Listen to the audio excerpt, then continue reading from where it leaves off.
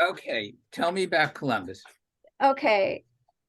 Typically, it's better than I would typically do in a 2-day show, but not as good as I normally do in Columbus. So, I don't know what was going on. I was just having a lot of,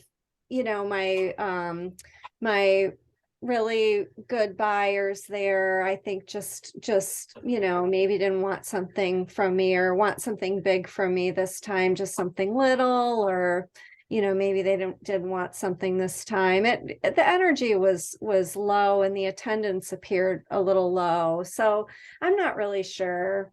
How was the But weather?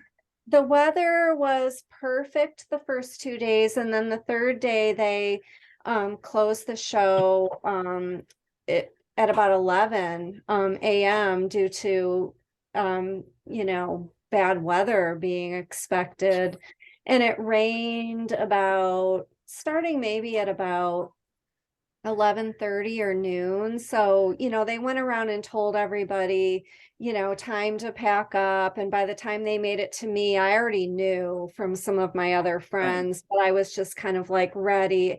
I didn't want to start until they got to me because I was selling, that morning. It looked like it was going to be a good day for sales, but I don't know if that weather ever materialized or not. I was out of there probably by 2 or so, maybe. They actually went around from booth to booth. Yeah, they They did. should they should they should be using some kind of system where they can notify all the artists instantly at one time. We agree. I think they have a brand new director. I know it was a name. I didn't do it last year, but I think she's even new, like, just maybe really new, like she wasn't there last year either. So I don't know why they don't do that because I found out about probably about 30 minutes before anyone got to my booth. I already knew because somebody Right. already told me. But I understand at Columbus. I mean, there's been devastation at that show before, from wind and storm and rain. And so, I know why they did it. It's just a bummer because it seemed like maybe the weather didn't, in the end, it didn't really justify closing. Um, the forecast is always worse than the weather. Hmm. Yeah, I mean, I was on in the middle of the bridge, which is probably, not a good spot to be when that Right. happens, but I was really tied down. Like my booth never moved. I mean, I was really tied down. So anyway, but all in all, I was happy to be back there. It's such a beautiful event, beautiful location. The people are nice, so I'd love to go back. Somebody got electrocuted on that bridge one year at the show. Really? Yeah. Oh my gosh. Was it the year that one storm? I don't know. I didn't do it that year, but I heard about it. Wow. I never heard that. Yeah, I know. Nobody ever hears the good stuff. Oh my goodness. I don't think Boy. that's good. So, Oscar, how was Old Town? Or do you want to wait until we have more of an audience? All time was it was everybody was all over the board. It was good, bad. There was a couple of photographers that I know. There's one photographer in particular that I know is one of the considered one of the top in Chilean and zero out of the show. She didn't sell one single thing, uh, from what I understand. But there was a like I would say a lot of people zero out. A lot of people were disappointed. Uh, I got, I never saw. It's kind of frustrating.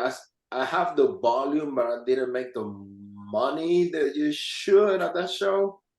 So I sold probably about 25 11 by 14s, 124.36 that came in the website in the afternoon at night, but it came from the show.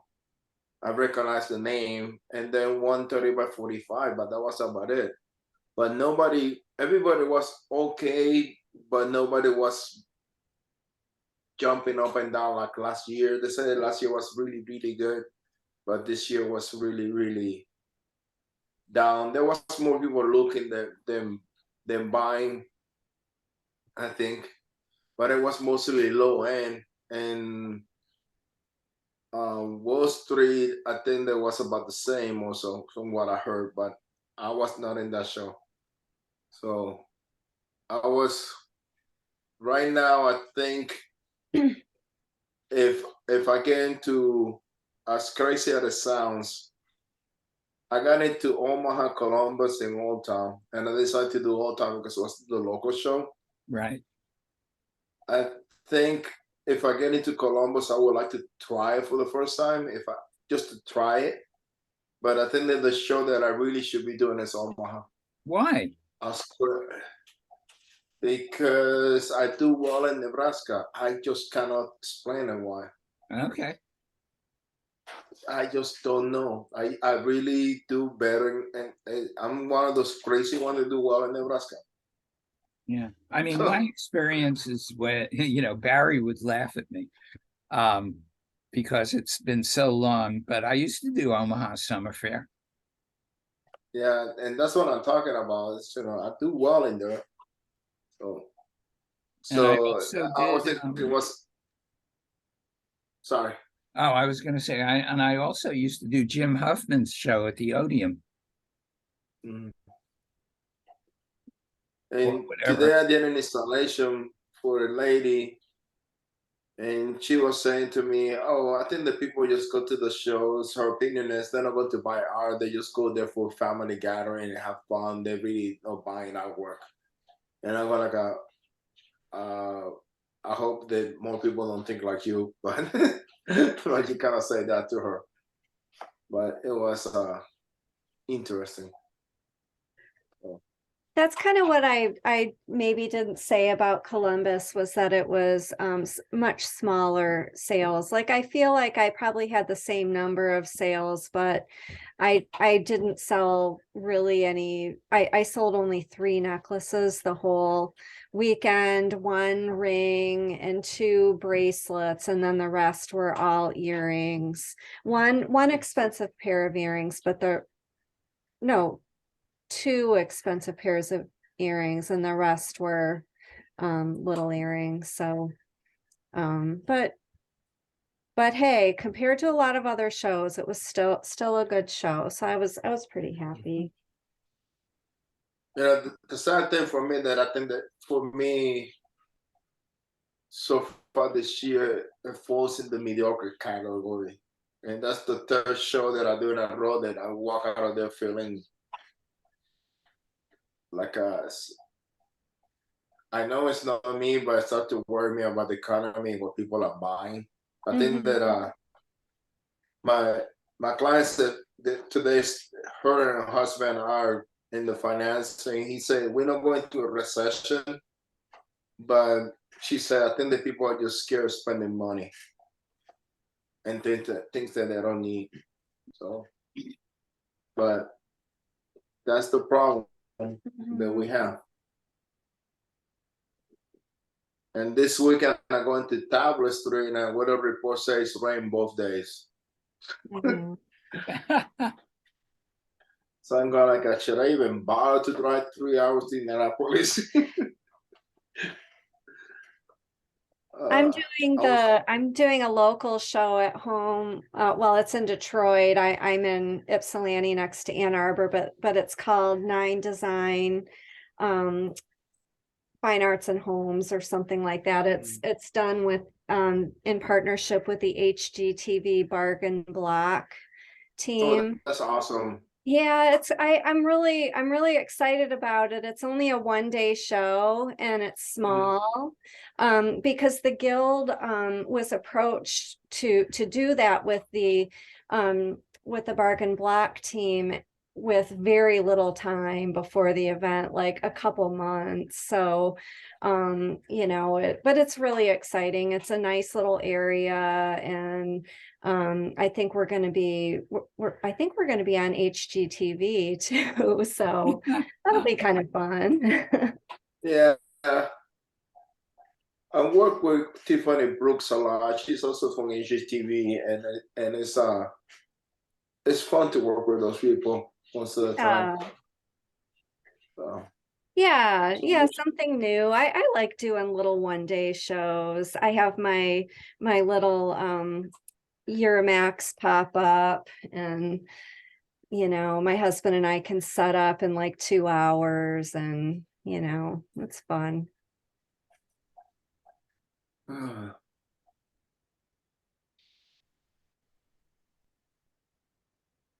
crazy thing, from all these 3 shows, I decided to start printing the 12 by 18s again.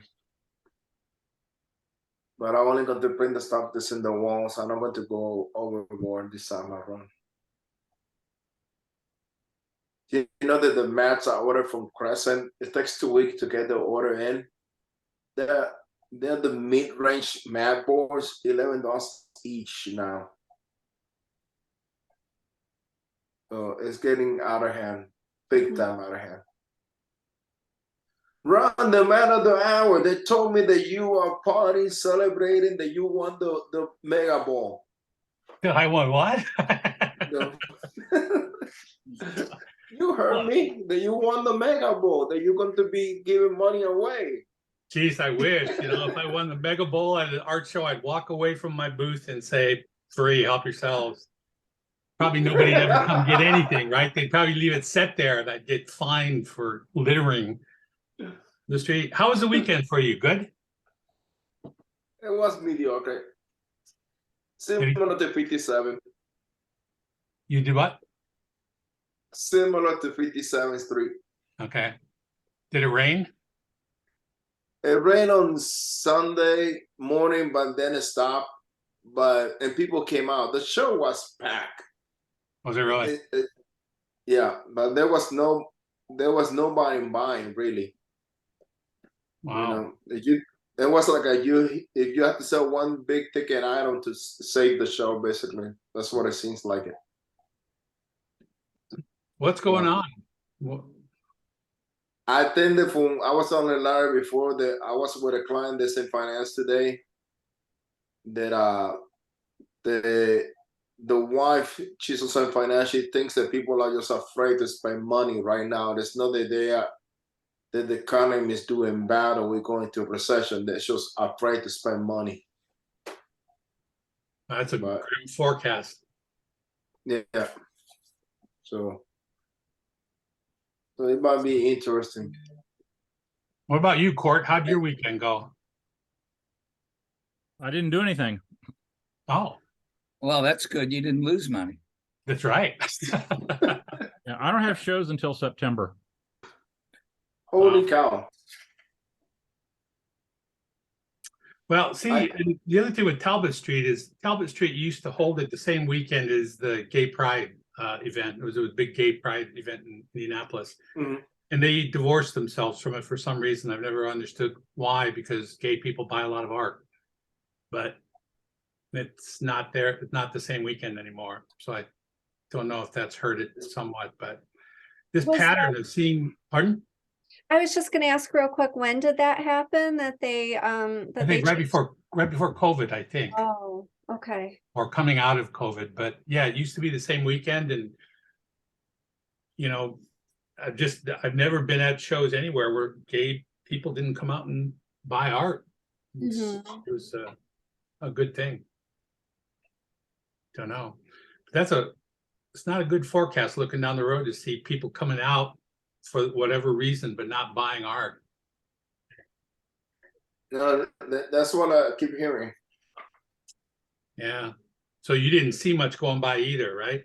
In people's hands. No, but you know, this is the kind of thing that I was thinking the other day, thinking about you. It was this.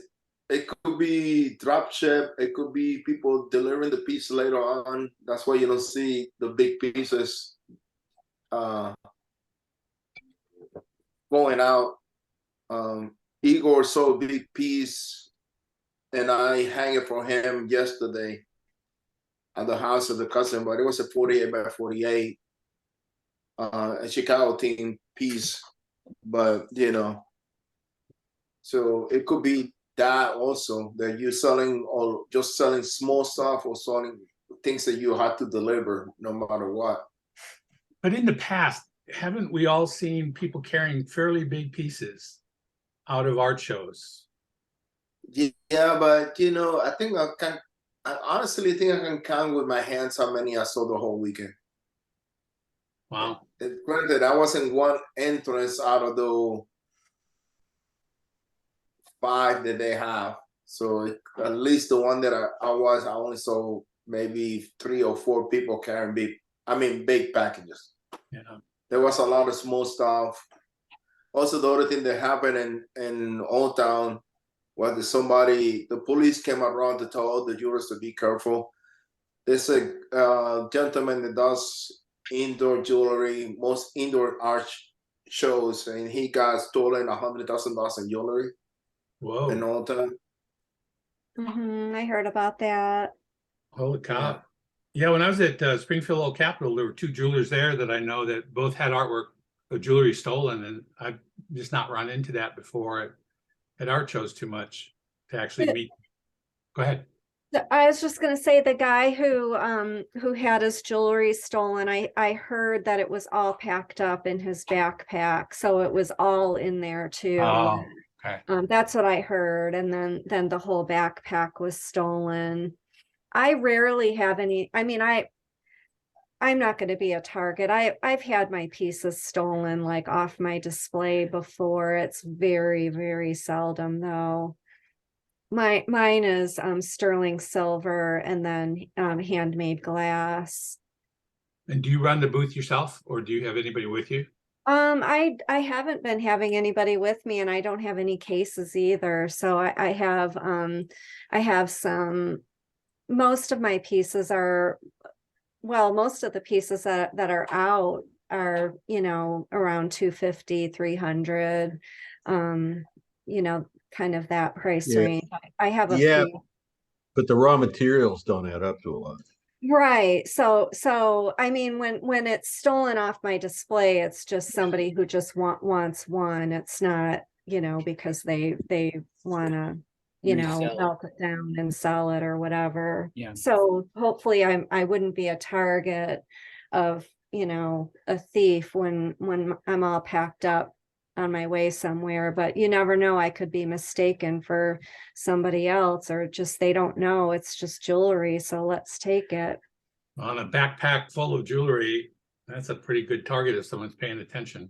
Yeah. But from the jewelers, I think that's the best way to carry it. The thing that's keep happening from what this case and the one in Coconut Grove have in common was that they put the backpack down.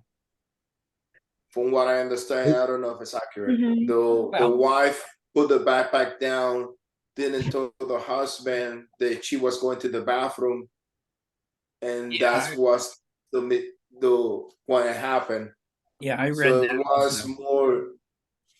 That's what happened, and the same thing in Coconut Grove that they put in the front window of the car, and somebody grab it from there. It's a little bit different. If they chase you, rob your pawn and gun, that's they really target you. It seems But- like the jewelers need a lesson every 2 years because it's the same thing for the last 30 years, and you can prevent that. I should have a workshop for jewelers on how to protect themselves because I've actually seen, I've seen it happen. I didn't really notice, I didn't realize what was going on, but right across from me, somebody had 2 cases and the center was open and they had their pack like on a chair, like right epicenter in that aisle where you could walk in. And I meant to go over and tell them, you should put your cases together because that's an easy target. And, I got busy and and in 2 seconds, somebody had taken the pack and walked off, and she didn't realize it till after they were long gone. And really, you kind of can prevent that. With jewelers, do not let your pack off your person ever. Yeah, I That's don't take my hands off of mine when it's out of the booth. The problem I was having kind of at Columbus, I was all by myself. So and there's still people in the streets when we're trying to close up for the night. So I just, closed my front, zipped it up, and then I left out my back. So I wasn't ever having to zip up and, take my hands off of it while it's out of the booth. I was, having to strategize because it's been a while since I've been by myself in like a busy place like that. Hey, Kristen, if you ever need some help and I'm around or close by, give me a call. I'll come and help you. Thank you. Yeah, I had the Heckers were next to me in Columbus, and they were just my saviors during that show. Just having a couple next to me so that I could go to the bathroom once in a while, and they were so helpful, and they offered every single night, "Hey, Kristen, do you want us to stay?" And I said no.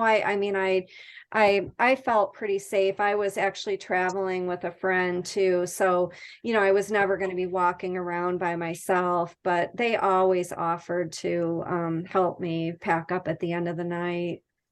Yeah, they're good folks. They are.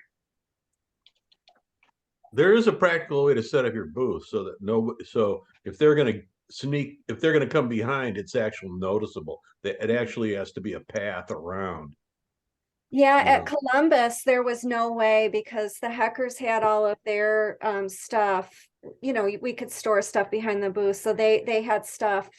There was no walking back there. I had to like very carefully maneuver my way out because two neighbors on either side were completely, blocking that entrance. So We're booths back to back.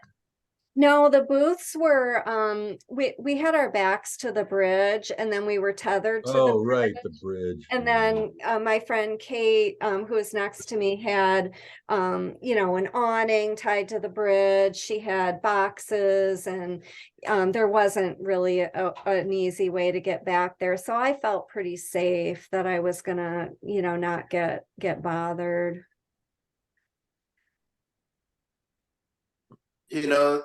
The jeweler that was next to me at Bayou City, she packed all her stuff, put everything in her backpack, strapped the backpack to herself, and she break down the whole tent, everything with the backpack on her back. Yeah. And she was walking to the car to drop out the stuff with the backpack, come back with the thing in the backpack, and going back and forth. She never, I feel really bad about it, but I just going like it seems to be the same thing over and over and over. Yeah. And so 30 years. It's a lot of money for the jewelry that they're making, or you guys are making. That's a ridiculous amount of money to lose like that. Yeah. I don't know if they still do it.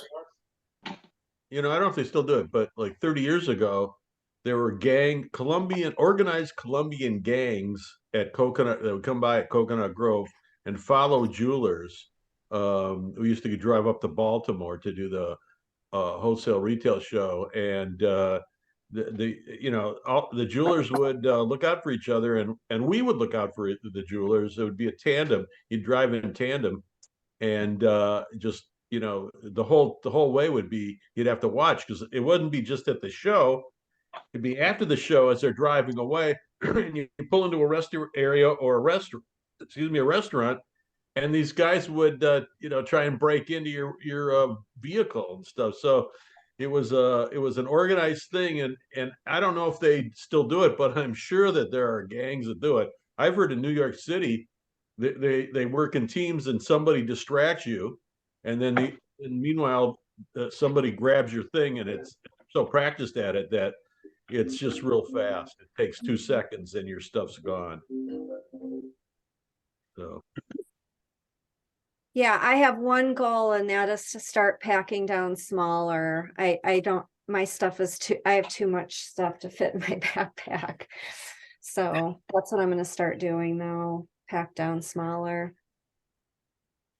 It, it's just so scary It is. because Again, even when I don't think I'm gonna be a target, but you never know. I mean, I've heard of polymer clay jewelry getting stolen too. I mean, no matter what, it's devastating. It's, not just the materials, but I mean, I hand make every single thing, and just, I don't know how I would ever get back in business. Do you have insurance that covers the retail cost of your jewelry? No, I mean, my insurance does not cover that. It only covers materials, and I've heard from other jewelers that it's either so completely cost prohibitive, or it's just not even an option. even for me, it's only materials, and I think that the guy gets the material cost, but they can top up to a certain point. I think it was 25,000 that he's getting back. So, but you're not going to recover the time that he had to do his stuff. It's not like he can go home and just press enter, No, yeah, and just like trying to get over the defeat. I mean, if I had to make all this stuff again, I would just be awful. it'd be like me. I gotta make everything all over again. That's because you sold it, though. Oh, the That's only good thing different. about it is if you have crappy work, you can improve and start fresh with brand new ideas. Yeah, I mean, there's been times when I've just thought, I am so sick of this work. I just want to make all new work, and this stuff just, Well, then you can reduce the price and farm it out. Have an Instagram sale or something. garage sale, art fair. Meanwhile, because you got to work on, now that I got Oscar over by me on Main Street, we need to get you over by us. Not that that's a bargain, since we've been across from each other at shows, you can reminisce on how much fun it was. He said sarcastically, but I'm not too far from you. I think that's I'm, true. like, I'm gonna be in my same spot as last year. Where's Somebody that? else I know is down there. I can't remember who I talked to that I got to come over on, in our section. Somebody pretty good. I forgot who it was, and they're like a block away. So they're in between me and you. They're down by they're between like with by Jim Parker, But slowly we're getting better people down by our, in our section. Yeah, you don't remember who it was, though? No, I'll remember it when I'm trying not to remember. Getting old's a pain, isn't it, Barry? I forgot what you said. Yeah, remembering stuff is it only gets worse, unfortunately. What? Is anybody taking those, like, I think all drugs that advertise on television is a scam, but they have those memory drugs. I wonder, has anybody ever taken any of them? My doctor says it's a scam. Yeah, I read that online. It's a scam, that there's no appreciable difference. The Yeah. only thing that you can do for memories is keep your mind active and do like Wordle? riddles or Sudoku or anything Wordle. that makes what? Wordle. Yeah, WORDLE. yeah. Look at Any of those things that make your mind work. if you download the New York Times app on your phone, New York Times puzzle app on your phone, crossword puzzle app, you don't have to pay for it. If you pay for it, you get the big crossword puzzle that they have in there every day.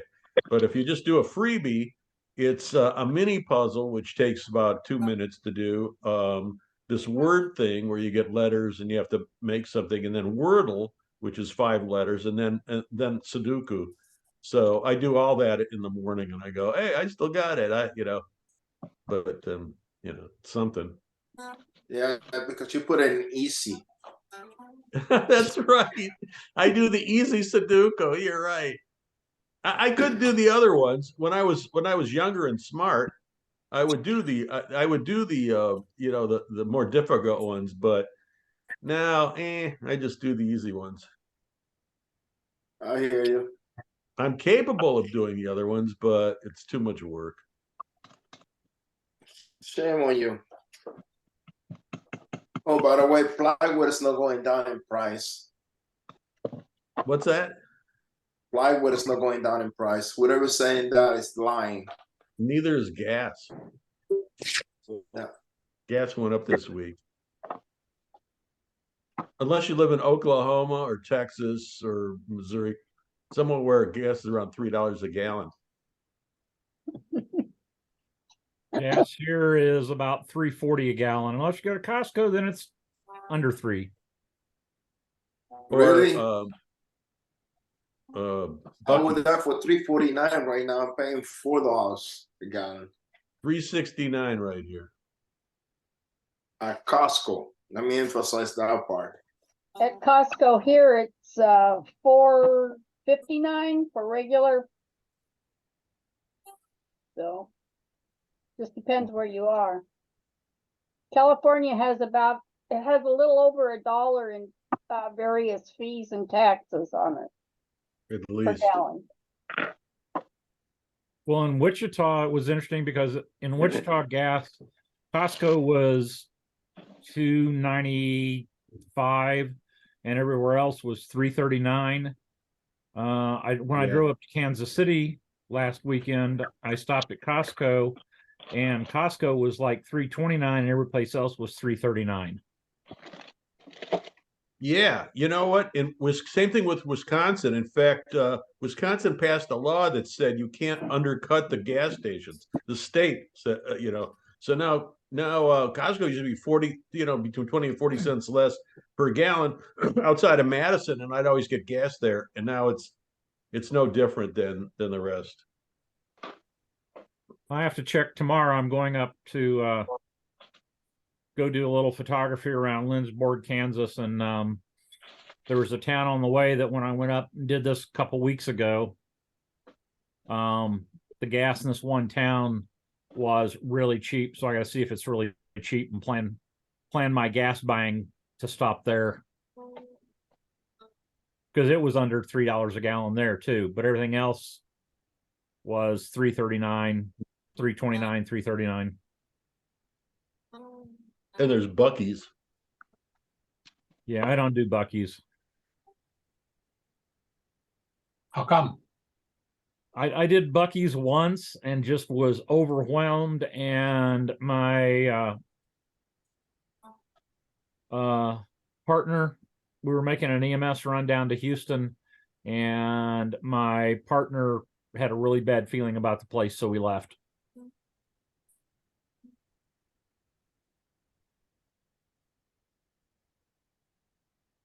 And there's not one anywhere near me, so that's the other reason. That's a good reason.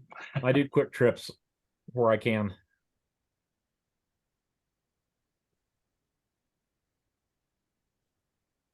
So quick Anybody trips, doing good, lakefront? consistent.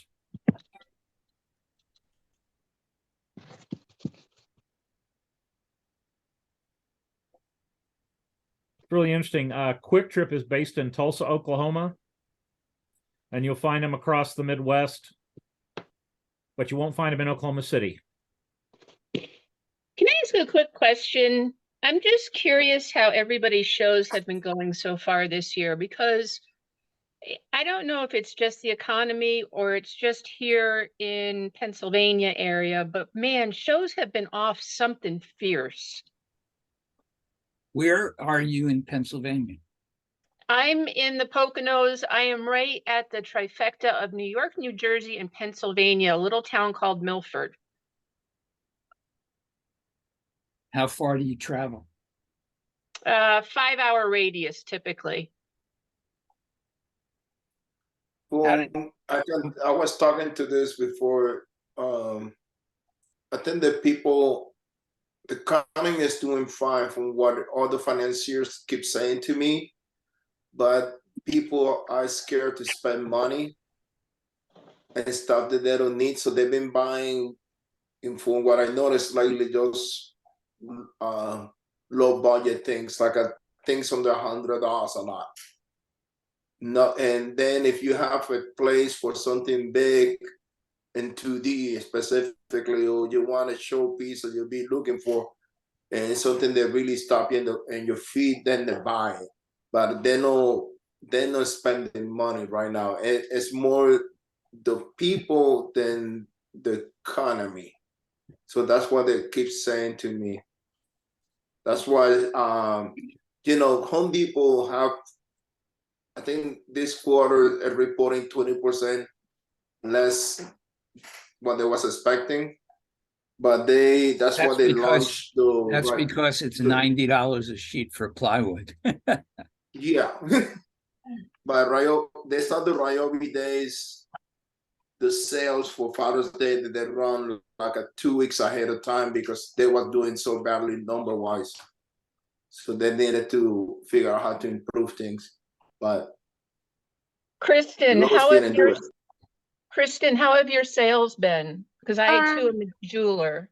I actually, what I was just kind of saying about Columbus maybe before you were on was that I have a lot of regulars, and so my regular people who typically make big purchases at shows have either not been purchasing or they've been purchasing like something small. So that I've only had two outdoor art fairs so far. One was Art Birmingham and one was Columbus. And they both ended up being, fairly solid, like, okay, I'm happy. But noticing that and just noticing like I'm not selling big pieces, I'm only selling, like earrings or, smaller pieces. I'm not selling bigger pieces like I'm used to at those shows. So yeah, so far that's been my trend from two shows. Thank you for the feedback. Yeah. And just to let you know, that started in April, after April.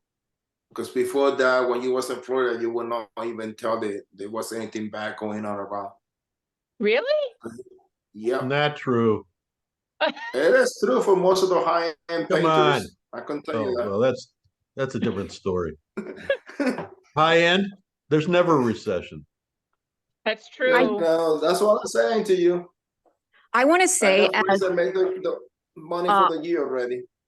painting, I sell my paintings on canvas, and my shows have been terrible. They've had rave reviews, but they've been terrible. And then the people around me that have been there prior have all said that the years before have been so much better than this past year, which is kind of disappointing, seeing as this is my first year selling. But What show was it?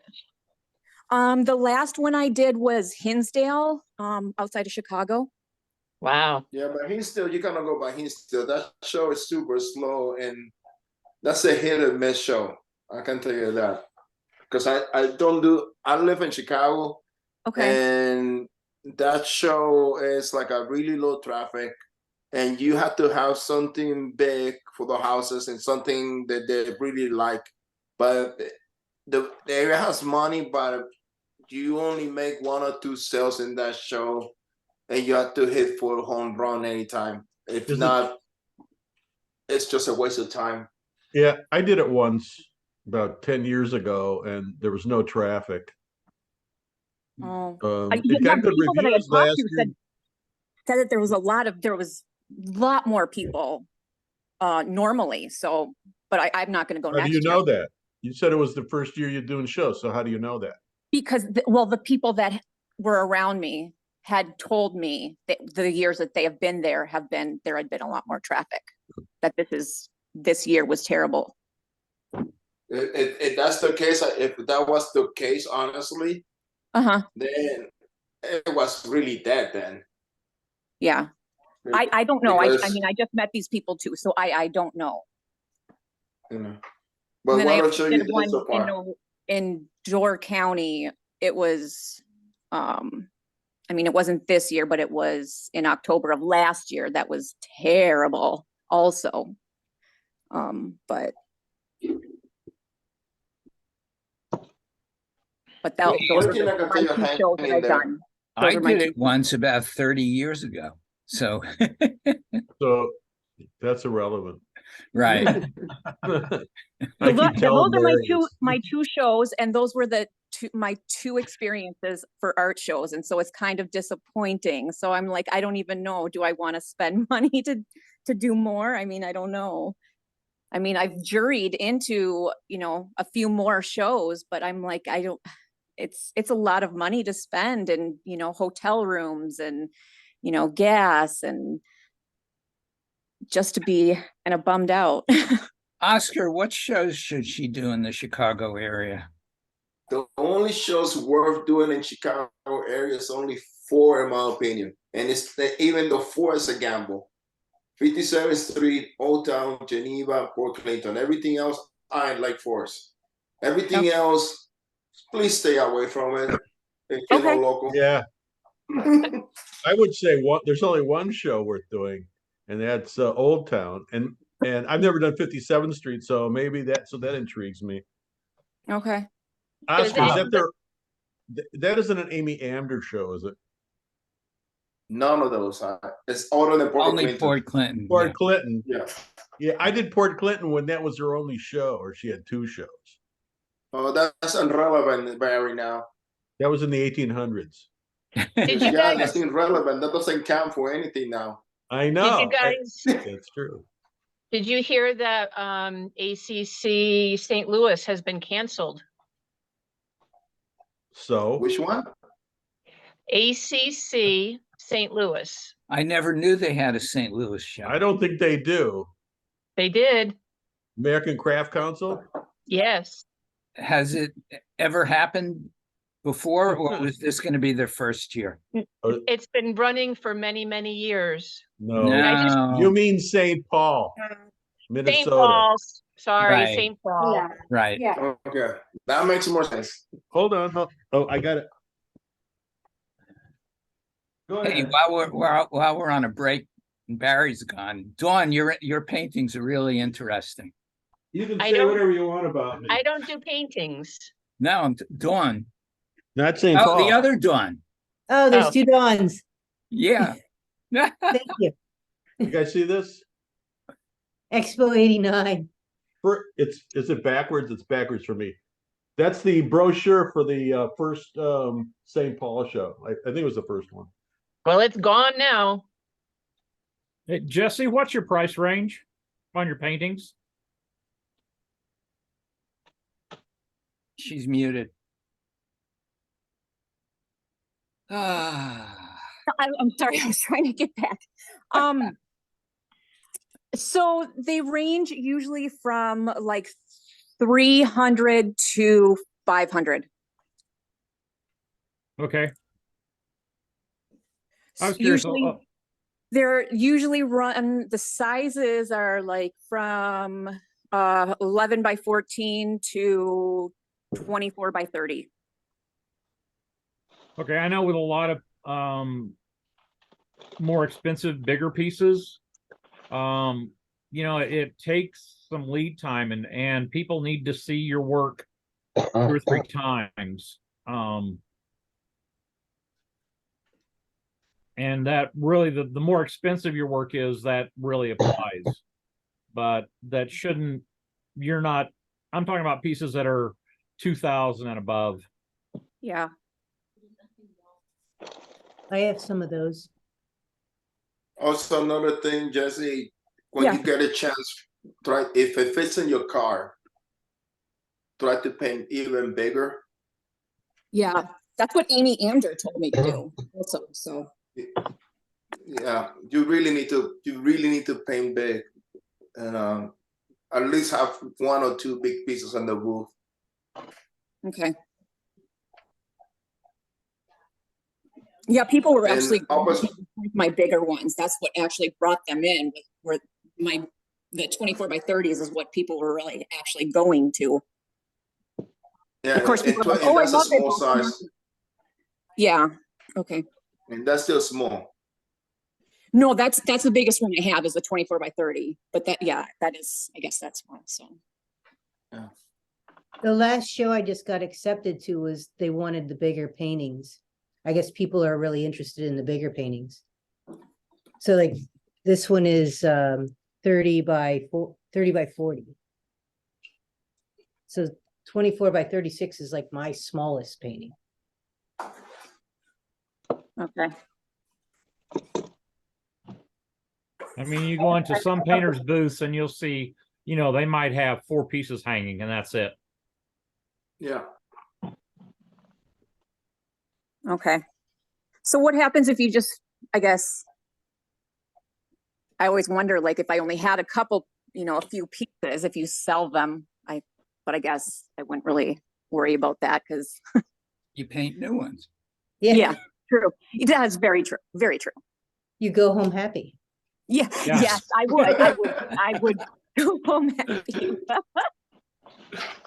The problem with that is you might have a good show, but you might have 5 zero shows. Yeah. It goes both ways with that. So be Yeah. prepared for that. I So do. you always have to have like I'm sorry, I lied. On my regular, We all lie. I also do smaller paintings. I forgot. There's the circle ones, which are like those go really well because people will buy those quickly, but the bigger ones attract them in. And people are interested in the bigger ones. But you're right, I only I'll sell a few of those, but I'll sell like a hand, 6 of these. But I What take are it, your prices, Don? Excuse me? What are your prices? So, for like these, it's 125.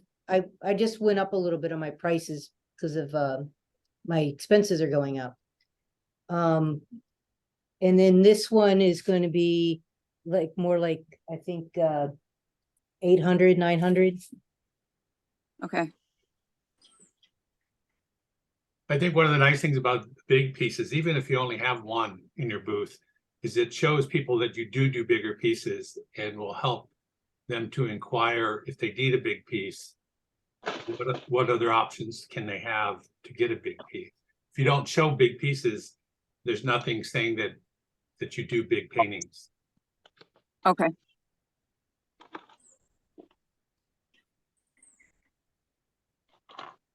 And for 2D art, a lot of people are people with money tend to have bigger homes, higher ceilings, and they want bigger pieces to put, in those living areas. Yeah, Okay. even 30x40s in spaces like that are often small. Yeah, they're small. I just did a show where I do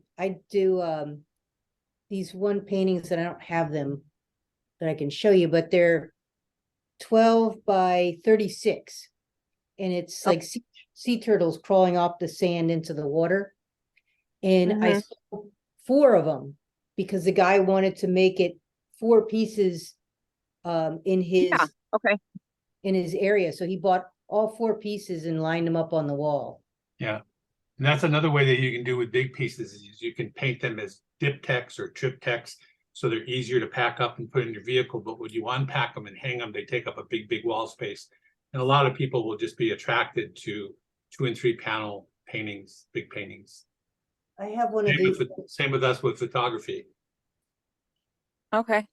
I have one of those somewhere. I forgot where I put all my work now. So say Right. you took Don's idea and say you did 24 by 36 panels and you did 3 of them. That would then be, what would that be? 24, 48, Well, they horizontal or vertical? 72, 36 by 72. That'd be a nice sized piece. Now, would you sell them as 3 separate pieces, or would you No. make No, sure that they sell 'em all as- sold as Sell 'em as one? one piece. So I have Okay. a diptych. And I actually am gonna sell them as 2 separate ones and then slightly less for both. And Okay. they actually go together. If you Oh, look that's at really the water neat. line. Okay. Now, the other thing you can do, and I do it a lot because I have a huge gap in prices. I'm a photographer. I have $30 and $40 5x7 images on 8x10 sheets. And then I Mhm. jump up to my framed work, which starts at $450. Okay. So I go from $30 to $40 to $450. I have a lot of people that will take multiples of the 8x10 pieces and do groupings of smaller pieces. Okay. So if somebody has a larger space or somebody's looking at a smaller piece, you know, think about upselling to multiple smaller pieces for a better sale for you. And, you know, I just tell people, you know, I see them holding 2 prints and I go up and I say, hey, you know, lay them out. I said, I have a lot of people that do groupings of 2, 3, 4 of these. You know, so I go from all of a sudden I go from a $30 sale to $120 sale. And the Okay. person goes from, you know, by the time they frame 4 8x10s, you know, and leave a little space in between, you know, now then they've covered a 16x20 area or a little bit bigger. Okay. And also when you hang your work, since you're hanging smaller pieces, you might want to kind of hang pieces that go together on your walls. So leave them priced separately, but hang a grouping together that works well together. So you could go over and say, you know, here's a nice grouping, you know, of these 4 pieces go together or whatever. Okay. And then when you do that, I usually say, if you take both of them and I'll knock off like whatever, $50 or something, then you go, oh. Yeah. And if I sell, you know, if I sell 2 $30 pieces, I take $5 off. I mean, it's not much, but if I sell multiple pieces, then yeah, I take a little bit off. Okay. Well, you could have price tags on each individual piece. And then in the right corner or left corner, depending on your, you know, how your brain works, you could say all 3 for this price, which puts the idea in their head. Yeah. Okay. Or put a price up for the triptych and then put a little sign underneath it that says they can be sold individually. Don't tell them what that price will be so you can set it. Yes, that's a good idea too. Okay.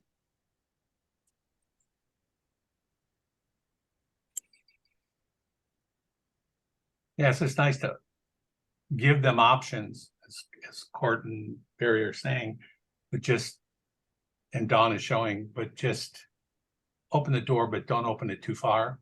Try to get them to go like, well, let's get all of them. Or, you know, if they just want an individual piece, because if you have a triptych, say, and they take the middle piece, your triptych isn't any good. So you get that middle piece replaced. Yeah.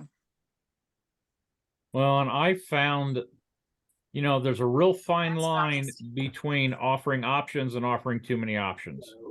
Yeah. Yeah. And if you offer too many options, people are just overwhelmed. So I have, it's not a triptych or anything, but it is a set of 4 images that go together, and I call it a story because they're all from the same place. I sell the 4 pieces together, or there's one of the pieces I sell separately. If you want one of the other 3 pieces, you got to buy the story. And I haven't had too many people really inquire, and I've had people say, well, you should sell them all separately, but if I start selling bits and pieces here and there, then to me, it kind of devalues and why sell them as a group as a story. Okay. So, but I would, just really, if you have smaller pieces, just really keep it simple. And like I said, hang them together. I'm not sure I would put a price for the group. Just hang them together and offer that as an option. People may want to put 2 together. People may want to put 3 together. I didn't make the sale, my wife did, but I had a lady that came in the end of my last show and bought 6 small pieces. I don't know if they all went, if she was going to hang them together as a group. I think the most I've ever sold in a group was 4. I sell a lot of 2, sometimes 3, and, occasionally 4.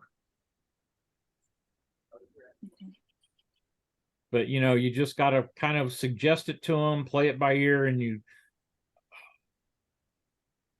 it takes a little bit of experience, but you have to read the customer and suggest things that, you can tell by their body language a little bit, and you can tell by what they're looking at,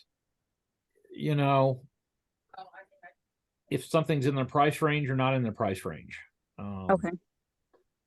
And that's kind of hard to learn, but well, again, when I see people start pulling out 2 or 3 prints and juggling prints, I go up and ask them. I make room for them to lay them out, because I have a cabinet that my small print bins sit on.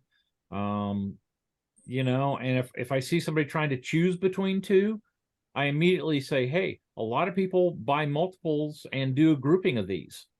And so all of a sudden they've gone from which one of these do I want to, oh, I might buy both of them and maybe a 3rd one. Okay. And it's something that they don't tell you as an artist, but I hate it absolutely, but you have to be a salesperson. Yeah, that I'm not, and I know I have to be more of a salesperson. And again, it's really easy when you see them, just say, hey, have you thought about, or the line I use is, I have a lot of people that buy multiple images, that buy, 2 or 3 and hang them as a grouping. Or I have a lot of people that do these as a grouping. And it's real simple. And then that gets them thinking, and you don't have to get, you're not the used car salesman kind of thing.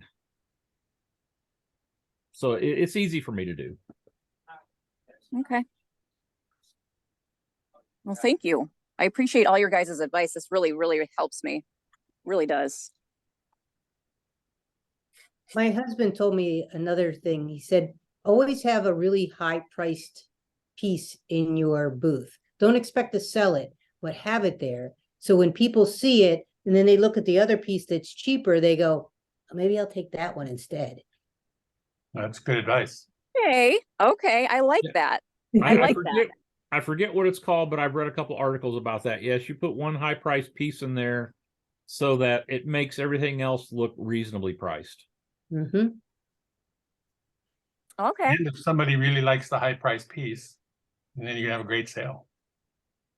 I know a painter that did that had an original piece, and she wanted to felt she needed to sell it. She didn't really want to, but I said, well, why don't you just set the price to a point where if it did sell, you'd cry all the way to the bank and be happy.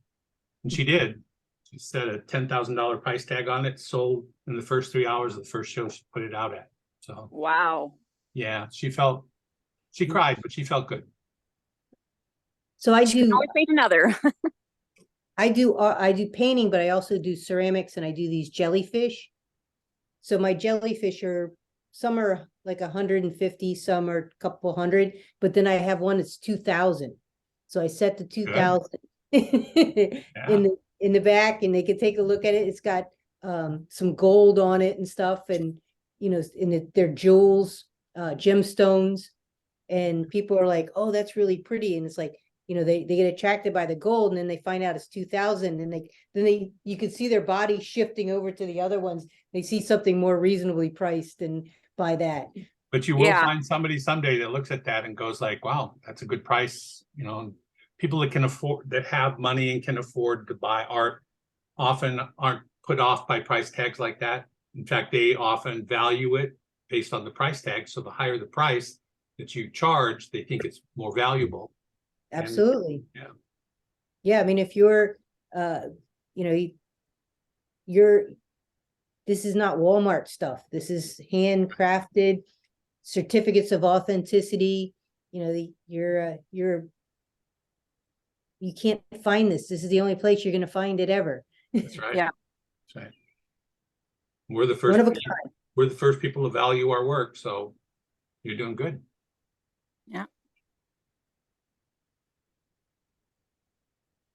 I had a chat with a lady next to me in Oklahoma City because I was in between two painters. No, actually, it was in Tulsa at Mayfest. I was in between two painters. And the price, one painter was half the price of the other one. And she was so, her prices were so low that it made it difficult for the other painter to sell work whose work was reasonably priced. And I kind of hinted around or kind of approached it from a weird angle, and you know, to ask the lady that was selling the lower price paintings, and she says, yeah, everybody tells me my stuff's priced too low, but I want it to be affordable for everybody. Well, you know, that's a nice philosophy, but you're not valuing your work. You're not putting the value on your work that it should have. You're right. And you're also bringing down the value of you're making it difficult for others around you to sell work at a reasonable price when you have your work way undervalued. You know, I don't necessarily believe that, because what the other person's saying is that this is what my stuff is valued at, and what I'm saying is this is what my stuff is valued at. And you can buy that stuff if you want to, or you can buy something that's even more, has more value to it. I agree. It depends upon who you're selling to. And Oscar will tell you this. He ran into it in Florida. People see a size and a price, and they equate size and price, and they go somewhere else and they see the same size and a different price. That's what they see. They're not connecting with it as art. They don't have a deep connection to it. So That's all because they're seeing, shopping at Walmart. Exactly. That's well, not my that's exactly clientele. what a lot of people at art shows do. That's how they view it. And you know, Oscar, I you can had to tell drop you your 100%. you dropped your prices in Florida, didn't you? Yep, I had to. If not, I would not be selling. And I have my best Florida ever. And I have to drop my prices. It's I tell people always this. You can price it whatever you want, but it's whatever the market bear to sell it. You know, if you're willing to sit down and stick to your guns and sell it to that price, more power to you. But if you have to pay bills, because that's what we do this for, you adjust. If not, you're going to be in the corner begging for money. So that's the way I see it. And that's, you know, some money is better than no money. And granted, it's photography, and it's a lot easier for me to reproduce the work. So I keep that in mind. I want to tell that to a painter or somebody that has to spend a lot of time producing the work. But my problem that I have with some painters is like, if there's something too cheap, then you're making every other painter look bad. And I don't want your paint. Let me put it to you this way. if my photograph costs the same that your painting for the same size, you're selling your painting too cheap. It should never come close. It should not be happening, no matter what. If a painter selling a 40 by 60 for $2,000, I would look at them and say, like, what the hell are you doing? You know, because I cannot sell the photograph for $2,000, which is what it's under what I should be selling it. So, but that's how people are, and they don't know, because it also depends. And there are some artists are doing just for the fun of it. There's extra income, they don't care. And then you have the artists that are doing this for a living and raising their family, take care of whatever they bring in is the only income they have to show. So it's a different mentality, you know, and hopefully you don't run into those people. I will tell you, as a photographer, if I do a show that has, you know, one's okay, but if I do a show where I am the highest priced photographer there, my sales are crap. And, you know, it's not about quality or anything else. If I am the highest price there, you know, I do crap. If I am, you know, there are other photographers there that have work priced similar to mine, then I do fine. Hey, Court, if you're the highest priced person at the show in your medium, the show is attracting, you know, I don't mean this as a well, I do mean this as a negative, but, you know, bottom feeders. Yeah, the show's attracting the wrong. It's the wrong crowd. Wrong crowd, yeah. The wrong show. You picked the wrong show. Well, it's not even that. The show's attracting the wrong artists too. Yes. Well, it's a total. Let me ask you this. So this for Oscar and Court, if you had customers from your strongest markets where you charge normal price, happen to be down on vacation in Florida, happen to come by the art show that you were at and see that you were selling significantly cheaper in Florida, how do you think they would feel having paid full price up north? Do you think that explanation of yours is going to carry any weight with them? I can tell you my opinion about that, John, since I run to that once in a while, you know, and the people from the website, when they buy the website, they get exhibition mounts. They don't get the art show display thing. I think it's the other way around. I think in Florida it'd be more expensive than what part of Florida are you talking about, though? Any part of Florida. I live in Florida, and I'm in the most expensive part. I'm at Fort Lauderdale. You're not going to go cheap down here. Well, that's what I just said. Well, Ron, I was in Naples, and it was the same problem. I was in Coconut Grove, was the same problem. Coconut Grove was cheap. Yeah, the people are being cheap. I'm just telling you, it's a Florida artist problem. It's not a Midwest problem. Wait a minute, Oscar, who's being cheap at Coconut Grove, if anything? Yeah. It'd be an opportunity to be the other way around. Let me be more specific. Okay, when you compare the photographers from the Midwest price point to the photographers in Florida, they usually, most of the photographers charge for 30 by 45 metal print $1,500. The photographers in Florida are charging $1,000 for the same size.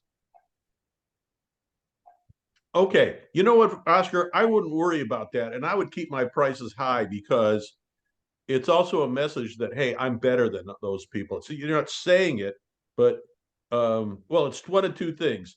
Price has to do with the ego of the person that's selling it, because they think their stuff is great, or you are better, or you're saying, hey, my work's better than those other people, so buy my work. And I don't think that they're actually comparing prices. Well, I think they do.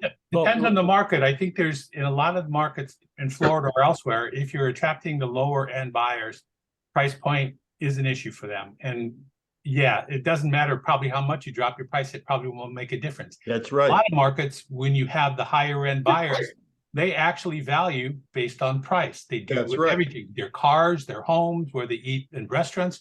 So if you're the highest priced photographer there, you're probably going to attract people that want to buy your work Yeah, I because agree. and they'll think they assume that you're one of the best. The value, the value. Well, Yeah. Ron, I will tell you that I will never have either of those problems because I don't do shows in Florida because my Yeah. work does not sell in tourist destinations. You don't have palm trees and flamingos? Oh my God. Turtles. Well, I don't have that either, and I don't seem to have a problem. Yeah, I but don't you have, don't. I don't have that much in my booth that looks like Florida. I got sent to Florida, and that's where I sell in Okay. Florida. Yeah, So, don't ever give it no, that. I just telling you, honestly, But why do I you run think that that problem in 57. That, but why do you think you Chris have to drop your got, price?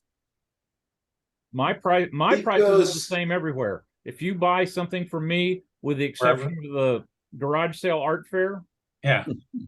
my online, in person, my prices are the same. It doesn't matter if I'm doing the plaza, it doesn't matter if I'm doing Mayfest in Tulsa. My prices are my prices, and that's what they are. Good for Me you. too. Yeah. And Oscar, But so why every- do you think when you go to Florida you need to drop your prices for the quality of work that you do? it's just big. This is my thing. I don't know how you guys do it, but I do pay a lot of attention what people are saying and talking about during the show. And when you got people going to your booth saying, "Hey, I like your piece, but these other photographers, 3 other photographers are charging $1,200 for the same size, while your piece is more expensive," Somebody and said they that print to it you? the same way. People say that to you? Yeah. But you can also reply by nobody has this kind of work. Your work is unique. It's not like every other There's a- photographers in Florida. Yeah, but There's a lot I of think things. I once understand. again, Here's Oscar's problem. Oscar, this is where the sales comes in. This is where you have to figure out a pitch for yourself that explains why your prices are better. It's the same thing. You can buy a Timex or you can buy a Rolex. What do you want? Yeah. And Yeah, you're a Rolex, Oscar. You are. Your work Yeah. is different. what? It's great. if you really want to talk about that, there's somebody can probably say it more properly, explain the concept that I'm going through. You probably need to talk to Steve Worker, and he will explain that to you guys much better, because we have conversations with other photographers. There was another photographer charging $2,000 for the same size, and she was in our cases saying like, "Why you guys are charging so little?" And there's like, I'm trying to stay closer to you. The other people are charging less than me, and I don't, and I mark up everything. It's marked out the same way, everything, but I've been saying now everything is open to discussion. Hey, Oscar, the person you're talking about was next to me, and they were selling really small pieces for a book for $800, $900 for a book of her photography. And I said, "Oh, this is what you get for them now?" Because I have one. I got one from her earlier in her career, a really nice one. And she said, "Well, I put a print in there with it." And I always, I compare her to everybody else, and she does great. I mean, she did phenomenal at her price. Nobody, listen, the people that are going to buy your work they're not comparing, they're buying the person and the quality. And that's kind of, I'm just telling you, that's our selling. I don't disagreeing with you guys, and I don't disappointing with you guys. I just telling you that was what was happening exclusive in Florida. I don't have that problem when I come over here. Hey, I'm a when I go to Okay, then I Philadelphia, have to ask, if you have to cut your prices by 30% to do shows in Florida, why are you doing shows in Florida? because I of the raised cash my flow prices. situation, and because it counts for 1/3 of my income from the year, 1/3 of the income. Yeah, it's worth it for a lot of reasons. Worth it. Plus, quite honest with you, the reason why I go to Florida is because I don't want to be in the winter freezing my ass over here. Me too. I'm getting out of the damn cold. Have you experimented at all with the Southwest, California, Arizona, New Mexico, their shows in the winter? California a market different is not time. that good for me. Arizona market is horrible for me. Plus, then in Arizona, I need to deal with Okay, it's a time issue. immigration crap. Florida is January, and it could actually start in November, but for me, it's at the end of January, and then it's February and March. And then I come back and make work. And if I'm going out west, that starts in at the end of March, unless I do the Jazz Fest, which is early in March. But basically, Texas starts in April, and it's April, all of April, and the first part of May. Those shows: Oklahoma City, Fort Worth, Cottonwood, Memorial which I've Park. never done. All those shows are like sort of at the end of February, end of March, and all of April. So they don't overlap. And I thought when I used to go out to California, I thought California shows and Arizona and New Mexico shows were like February and March, Well, which then was actually a lead in to coming back to Texas. well, you can do Oklahoma. that. You can do that. You can, every weekend there's 10 shows, so you can figure out what you want to do. You can go anywhere in the country. Yeah. But I think You know? does it avoid some of the issues of Florida if there's an issue of price point in Florida? Yeah, I just saying what There happened isn't. this season. I just think it was just unique to this season, and it could be also. This season You was know, different. This had nothing to do Yeah. with reality because of the hurricane and the damage. That's Yeah. where that was a problem. Especially And on the West also, Coast. it's different on the Gulf side than it is on the Yeah. ocean side. And the Gulf So- side was really badly hit, right? Yeah, Yeah. Yeah, and but this and year then- they can get hit in the east side. And do you think Well, that that's going to change? Do you think that they're not going to have a hurricane look at history and look at what we're dealing with climate change. Do you think that hurricanes are not going to be an ongoing issue every probably that's a 3 to 4 years? That's a really great topic because I've been reading that it's every year now, and it's only going to get worse every year. So is that going to crush the Florida market? It might. If they have to every year they have to get their insurance money for their $3 and $4 million homes, which there's gazillions of them, to repair. That's a problem because it was last February and March, especially in Bonita Springs, and that wasn't even, and there was no damage, and also to a degree Fort Myers, and it was closer to Fort Myers, the damage, and it was kind of funny because we were on, and somebody asked me, and Sharon McAllister was on, which she says she doesn't run the Fort Myers show, but actually it's still her show. They could change the name to the Sharon McAllister show. But and I said I'm being funny. Come on. I know. I'm I'm glad gonna you apply laughed. this year. What's that? I'm gonna apply this year. Okay. So I am gonna apply to all those shows too, but I have to keep in mind that that. And I didn't realize about the hurricanes how until somebody took me over to an area where it got devastated, which I was familiar with. I couldn't believe it. It was all gone. And so and then I've never had this before. Some people came up to me, more than one person in Bonita, and came up to me and said, I'd really like to buy something, but we don't have a place to put it because we're staying in some hotel waiting for our insurance money so they could fix the house. I mean, And that I think was the conditions. So that's so one of to the answer big your factors. question, That's one of the big factors that you're talking about, Barry. I think is that how close the event is and the insurance settlements are, Yeah. because the insurance settlements haven't come through. They have no place or money to buy Well, art. But when they do, okay, the last time that happened when it was that bad in 2004, I think it was, they had gotten their, the hurricane season starts in October, November, and they had gotten their money by March, by February or March. This time I think there was so much damage that people weren't getting their money right away, or the insurance companies, because it's Florida, have gotten greedy and they're doling out the money slowly. So Well, I don't know which it is, but there are it is a concern that if this happens again, it might be a consideration to not go to Florida even after you apply.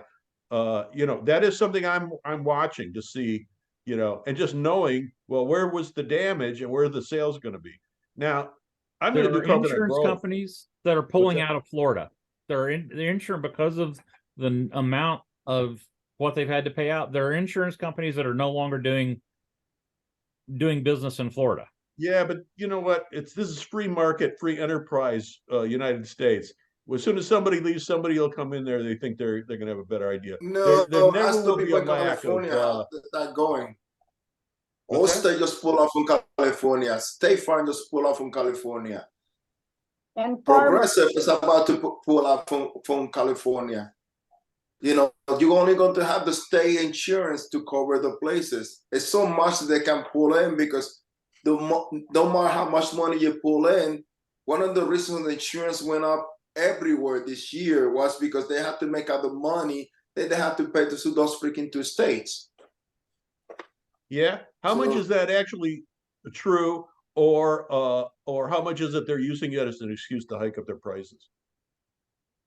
No, that's true. And it's true when you see the numbers. Look at around here. I hadn't been to the farmers market in a while, and I went and they like I didn't buy. I wouldn't. I bought some stuff from somebody I knew, but people were selling eggs for $8 a dozen. Who's going to buy that?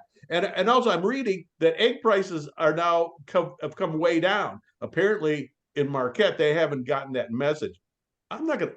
Only an idiot would pay $8 for a dozen eggs. Not Well, if I they think so. are organic, certified organic, whatever. Oh, please. I like eggs. I like eggs too, but I'm not paying $8 a dozen. And you can buy the same, It's not the same. not the same. You can tell by color. Actually, if it's a more orange yolk, they're fed. The chickens are fed better. If it's yellow, it's you might want to write that down and not buy those eggs anymore. they can feed them stuff that makes it yellow without really improving the nutrition. Well, but it's more orangey. Well, yeah, The you can better feed ones. them safflower and it'll make an orange yolk. Is that good? Is safflower That's good? bad, Barry. It's That's just bad. it's flower petals. Is that like giving them plaster? You let them eat plaster? They call that mellow yellow. Yeah. Hey Barry, I'll make you Quite jealous. right, Slick. I'll make you jealous if you like eggs. Tell me. My neighbors have chickens and I get eggs for free. Yeah, don't you know what? Their family doesn't eat much.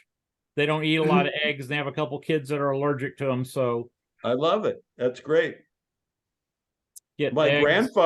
grandparents had chickens, and in fact, my father tells the story that when they were younger, the boys would go. One time they took the eggs and they threw eggs at people's cars, and this is like in the 30s, 20s and 30s really, and they knew immediately where to go to tell, because we're the only ones that had eggs, so they got caught right away.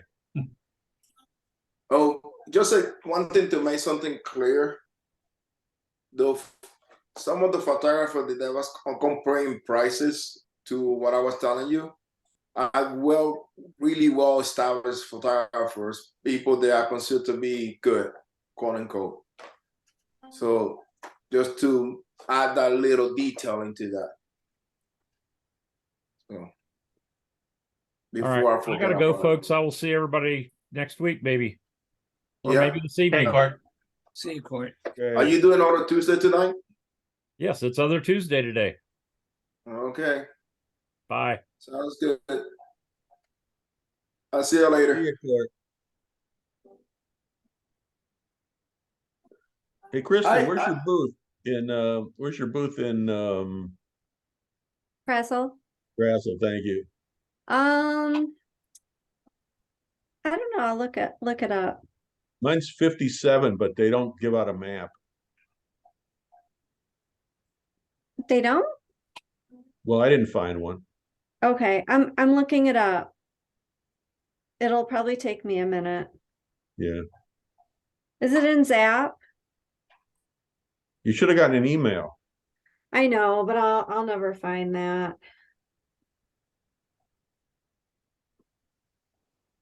So, Ron, quick question. What is your breakdown for your 11x14 map prints when they buy volume?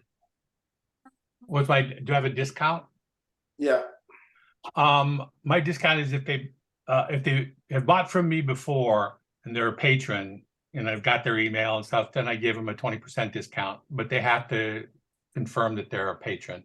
Otherwise, I give them, like I sell them individually for 11x14 mat at 16x20. Is that what you're saying? Or 8x10, 11x14 mat. Yeah, 8x10 to 11x14. I charge 45, and if they get two of them, I do two for 85, so they're 42.50. Drops 250, and then if they get three, they're $40 a piece. So the drops are small, but people like them. They still, I don't think they pay that much attention to the discount. So if they get, I was telling to. yeah, I used to price my work 45, 2 for 75, 3 for 100. that's And a bigger drop than I want to go, though. but it pushed everybody to buying 3. Yeah. Yeah, I But do that given- with certain pieces. But given how much the costs have gone up for all the materials, every single piece of material, I just can't do that these days. Yeah. Yeah, I'm thinking about raising the prices of the 11x14 to 60 because the mat board buying directly for Crescent Yeah, is $11 a sheet now. yeah, it's a lot more. And I still have to come home, cut it down, and open the window. So you charge for 8x10 mat at 11x14. You want to go to 60? Yeah, Yeah, I'd give it a try and see how it floats. I really would. yeah. Because it's getting, that was the other thing that bugs me when people start charging less for some prints because I'm going like it's I know you cannot say anything to anybody, but I'm going like if you're only making $500 profit, how you pay for that covers the booth fee most of the time, but that doesn't cover the hotel, the gas. No, and it's So interesting, isn't it? When we talk to our fellow artists and they say, well, I made this much at the show, they don't account for that, do they? Most of the time. They don't. No, they don't. For any of those costs, the cost of materials, the cost of travel, the cost of the motels, the cost of meals, all that stuff. That's why I never discuss that with other artists because they have no concept. Yeah, it's kind of irrelevant, isn't it? They don't know anything. No, and they're not doing It's good just math. like- They're not being good business people because they're not doing good math. I just going like I need to sell at least 2 pieces of the wall just to break even. That's the way I see it. Yeah. And I just don't it's just that everything keeps going up and up and up and gets to the point that I don't know if people are going to be willing to pay for that price point. You'll find out. Yeah, because then the other part of that question is, can we continue to do what we do if we don't raise our prices to cover all our increased costs? Because Yeah, we're so wealthy, we can afford that. Yeah. Because the other thing is like the people that are going to the shows, they don't.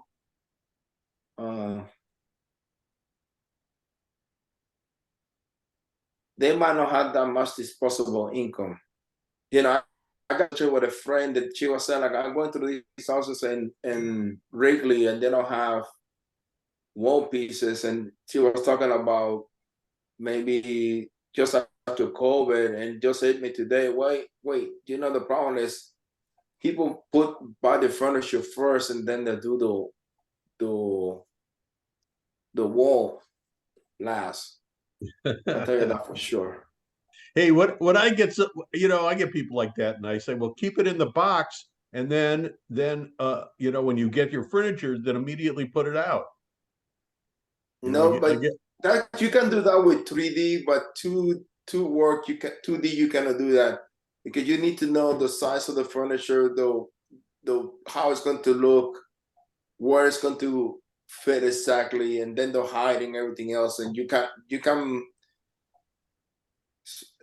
you know, maybe this is the way I see it with some of the customers I have. Maybe a $500 piece, they can take a chance with that. But when you start spending $2,000-3,000, I don't care how much money you make, you're talking real money now. You know, that can make a big difference in some people's budget for the month. I don't care how much money you make. Right. You know. And you can be, like in the years I've done the big pieces, you can be creative, and I know it's risky, and a lot of people would tell me I'm an idiot for doing it, but I've never been burnt yet. Right? Tell them, take it home, try it, see if this size is what you want. Because I think people misjudge size a lot in our booths because our booths don't look like their homes do. And then to bring it back if it doesn't work, and if we need a larger size, we can explore that option. And then I tell people that I've done it for 88 people to date and never gotten burnt once, except a lawyer came close once. But say if you want the bigger piece and it's pushing your budget too far, pay me 40% down, whatever you want to say. We'll split the rest of it out over 4 or 5 payments. There's no interest. And people love that option because that's exactly what they want. They want the bigger piece. They want to be able to afford it. And I've never yet gotten burned. I mean, you're going to know where they live. You can send Tony and Guido over to talk to them if they don't pay. But they really do appreciate that. And they've never, with the exception, like I say, of one lawyer, I've never been burnt out of 88 people to date.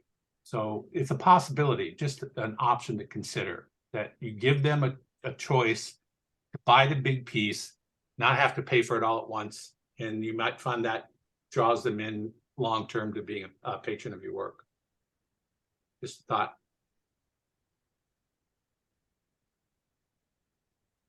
Who was the person looking for a show in Philadelphia? I don't know if she's still here, but they're still looking to fill out the Chase show for Philly. The one basically the guild from Pennsylvania dropped all the shows because they didn't get enough applications for the shows. So another organization took over the shows and they're trying to fill up the shows. But according to her, she said they're looking for everything. There's no jewelry. So just to let you guys know. Where does that leave you thinking about why can't they get enough applications to fill the show for that Guild show in Philadelphia? That's not I don't know what it is. I really don't know. I am hearing that all shows are getting less applications now. I mean, it's better. It was better this year, but last year was. Is that because of gas prices? Well, I think partially just coming out of the pandemic, and maybe some people aren't even in business anymore. But this year seemed to be better for a lot of shows. You know, it's a really weird thing, logically, because shows kept increasing the amount of booths. If you have the same amount of artists, people die or they quit, or new people come into the thing. So I don't think that there's more artists, and if they're getting less applications, then cut the fucking show down. Instead of having 350, have 300. Instead of having 300, have 225. There's no show willing to say, "Hey, maybe we should make our show smaller," like the Guild. Oh, I wanted to say one more thing too. I think also a lot of artists are maybe doing less shows than they used to. I think a lot of people I know figured out a way to sell more online too, and just kind of try to survive without as many shows. And I personally try not to travel as much as I used to. I'm not doing as many shows as I used to. So I'm trying to stay closer to home till I wear out my welcome, which seems to be happening. But I agree with Barry. What? I think shows need to, if they can't fill their show up, they should need to consider cutting it down. Don't put artists in bad booth spots. You don't need Yeah. 350, 300 artists in a show anymore. And you know what? 250 is a lot. And the other thing is, we could complain about the conditions and the attitude of a lot of shows. There's a few shows, everybody knows which ones, 10 or 12 shows where they take care of the artist, where there used to be a lot more shows where the artist would, they knew that if they're going to be successful, you have to please the artist and they'd be happy, you show up, they're happy, whatever. It's so much less, it's so much more a problem. And like if I make a suggestion, it's like now I'm their enemy. It's like, I don't need that. I don't need that attitude from directors, from people that run shows. And we don't need that. And I think we're fed up with that kind of stuff.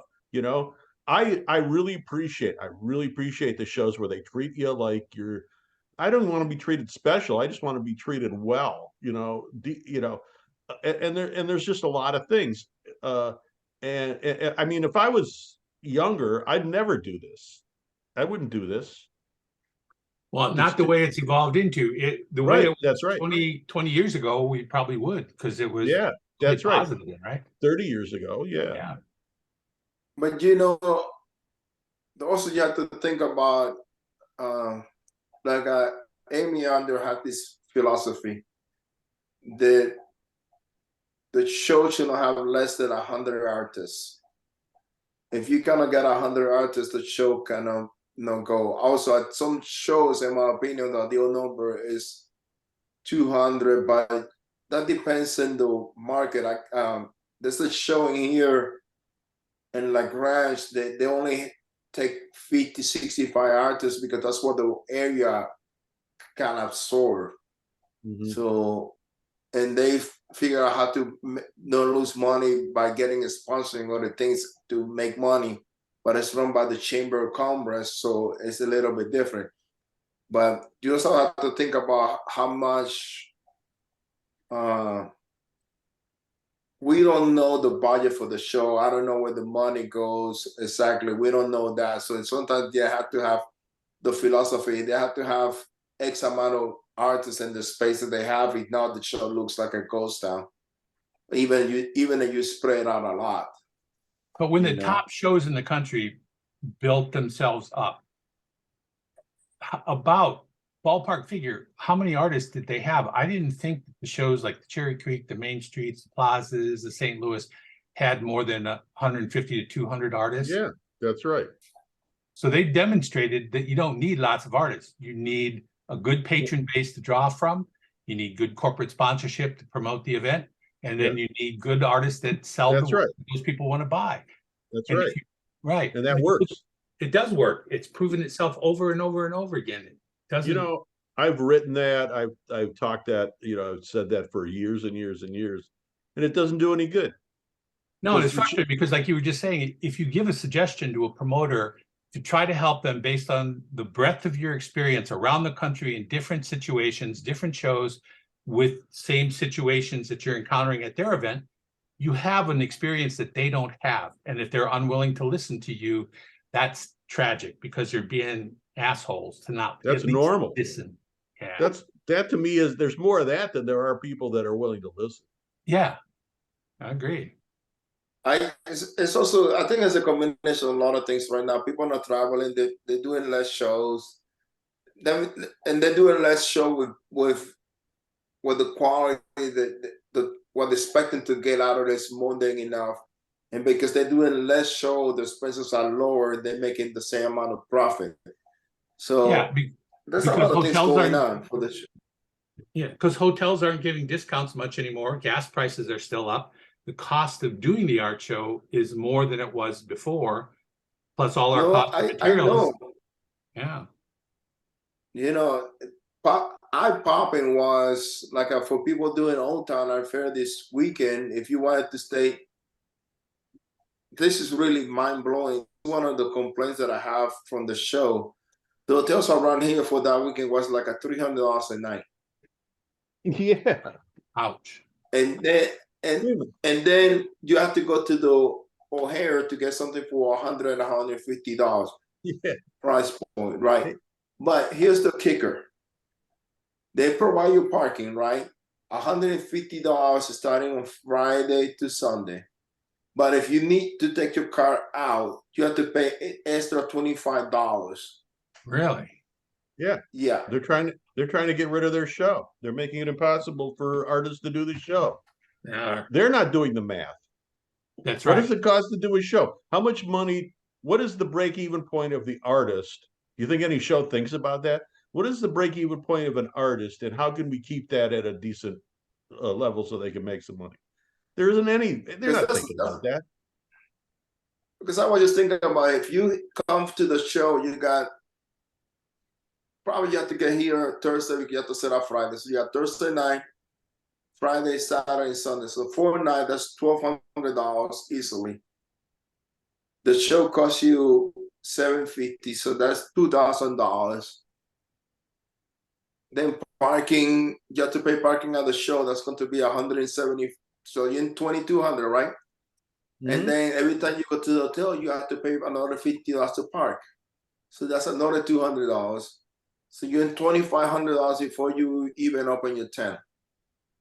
See, and you, to me, you're making a really strong, both of you guys are making really strong cases why I think art shows need an art, what you want to call it, like an artist advisory panel of artists that they've come to know and trust the opinions of, that do shows around the country, that experience these things and can give them insights to how to improve their show in ways that local people cannot do, even their staff members cannot do.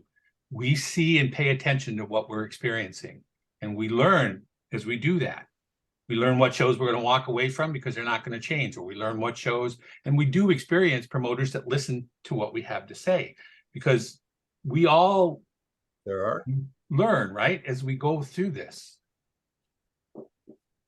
But you know, that's my opinion. But I don't know how much it costs to put or how they do the money or anything like that. But the thing that threw me off was the parking to me, and I thought I just park in the street. You know, it's cheaper for me to pay the meter all day long than taking the parking space with you, which is crazy to me. Because every 3 hours is $10 in that area. So even if you're there 8 hours, it's going to, what, 10 hours is going to be what, $80 at the most? So it's just, no, it would be $30 to park in the meter for the whole day.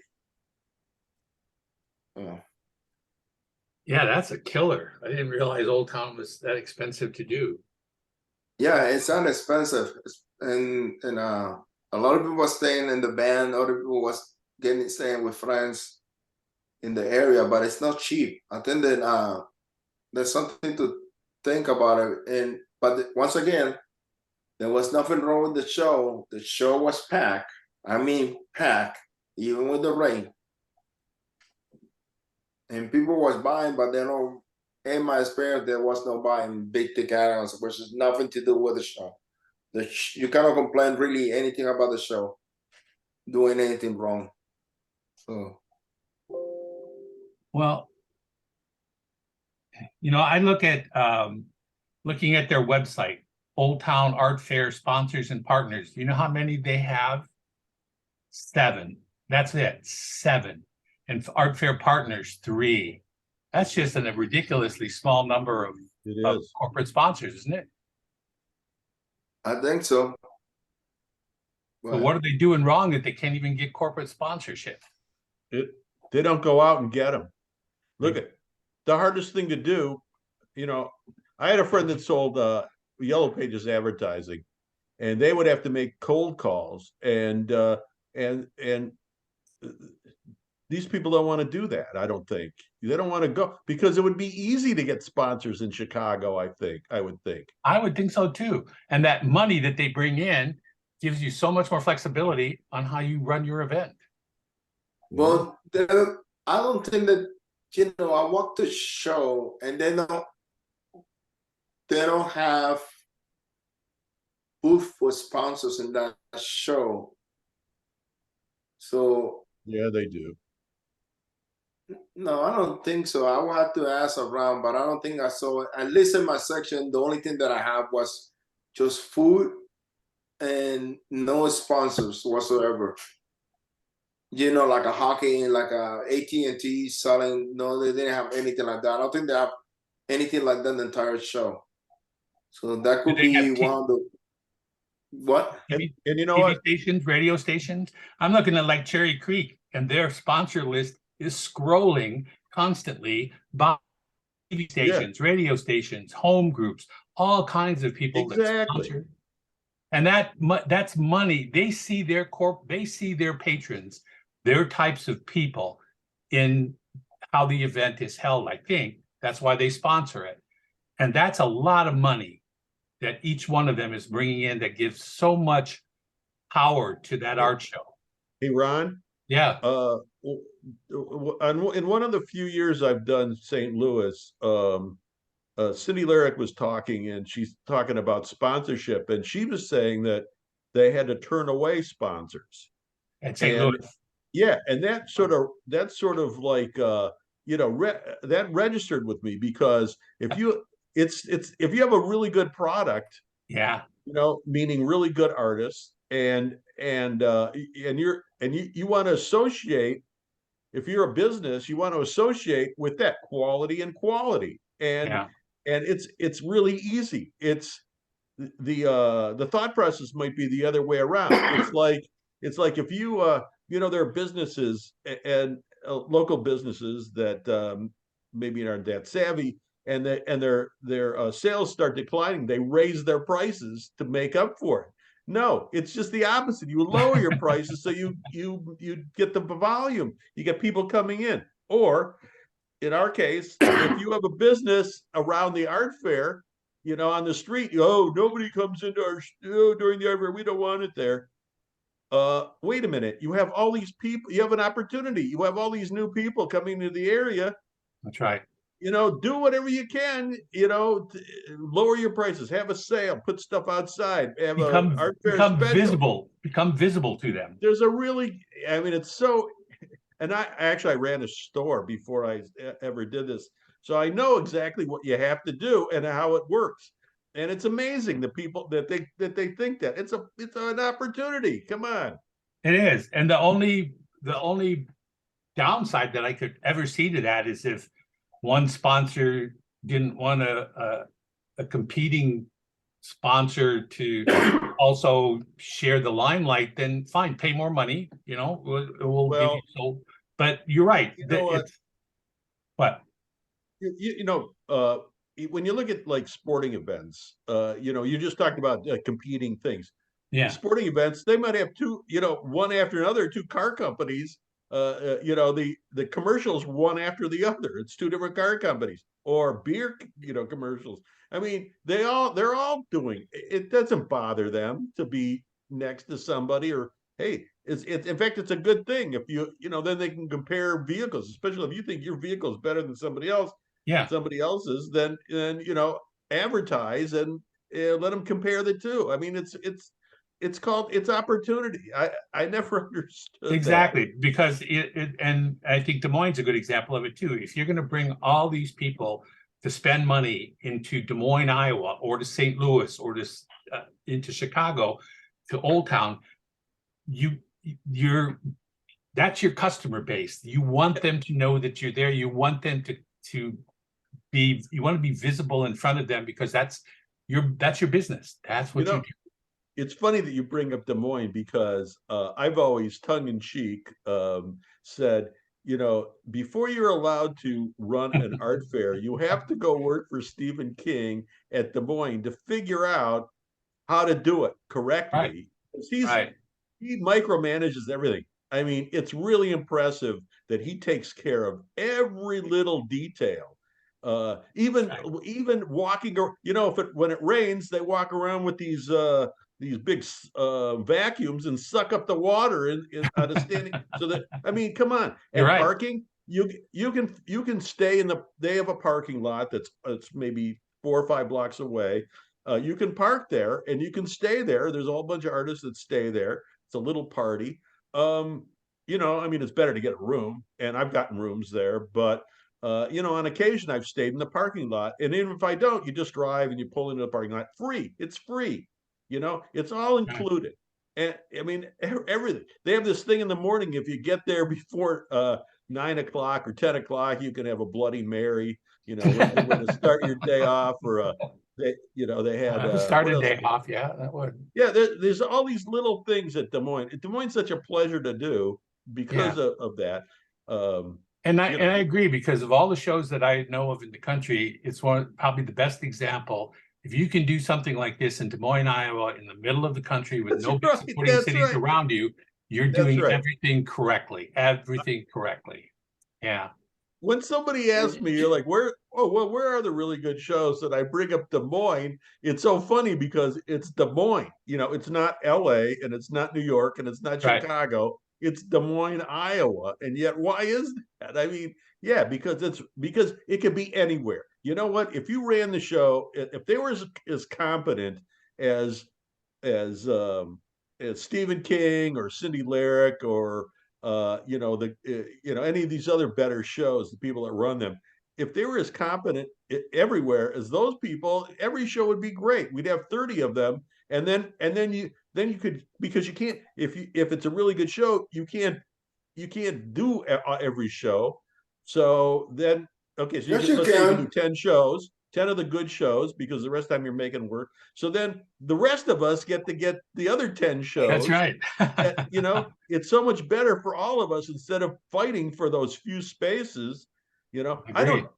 you know what? I don't know why I ever get into Fort Worth and why I get into Cherry Creek and St. Louis, because I look at the artwork and I go, you know, I'm not better than any of these people yet, you know. Well, but better to me is defined by the patrons. You know, if they come and they buy if you're one of the top selling ceramic artists in any of those shows, you just proved why should be in that show, because Well, the I patrons know, of your work. I know. And It's quality, because the people, if you have really quality work, you have the people that want quality work or know what they're looking at, come to the show, right. You know.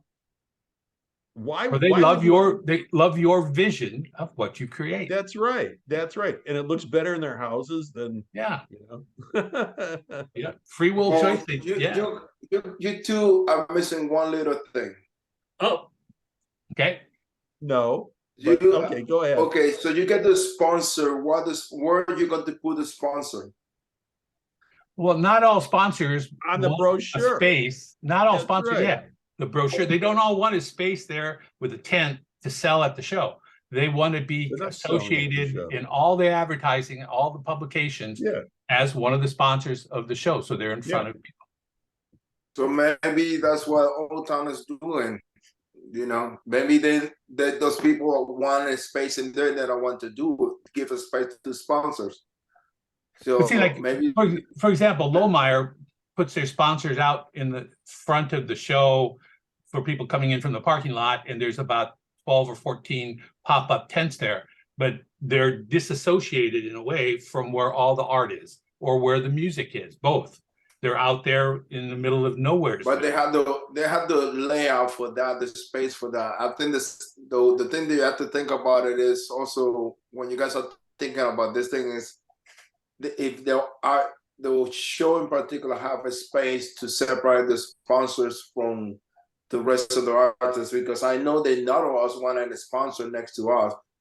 Yeah, I can tell you that for experience. Last year in Port Clinton, I have a sponsor next to me, and there was blasting music really loud, and I was getting pissed with and I them. think at some shows they'll set aside a street or a side street or something to put all the corporate sponsors on there. But you know, to me, if you look, for example, at Lohmeyer, I think they claim they got 13,000 people coming to the show. But if the advertising reaches 30 or 40,000 people, I'd rather be in the advertising for the show, because I'm going to reach 2 to 3 times more people potentially than at the show.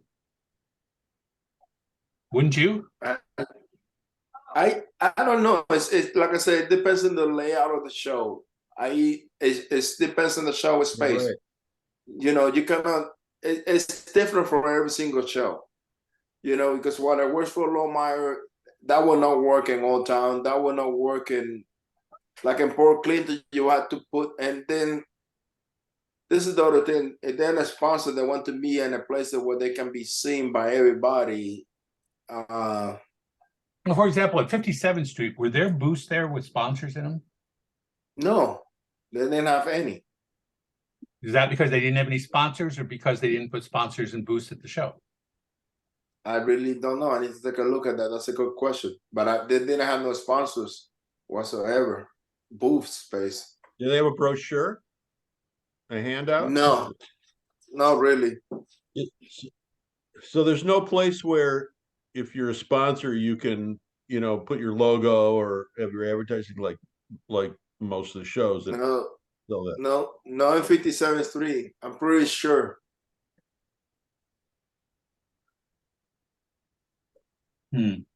Is hey, 57th Street, is it easy to get to? I mean, as an artist, to drive in and set up and then Yeah, but yeah, it's a morning setup. You're not going to do that. oh well, okay. Now I know why I never did it. Yeah. There's only one show that I might do that I've done before, and every time I do it, I say, I'm never coming back here. I'm not going to show up at 3 in the morning or 4 in the morning to set up. And that's Howard Allen's Sarasota show.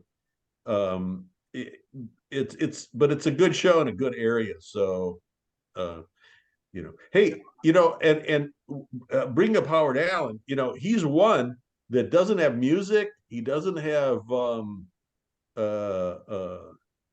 food booth, and there's no sponsor booths. It's just us, and it seems to work.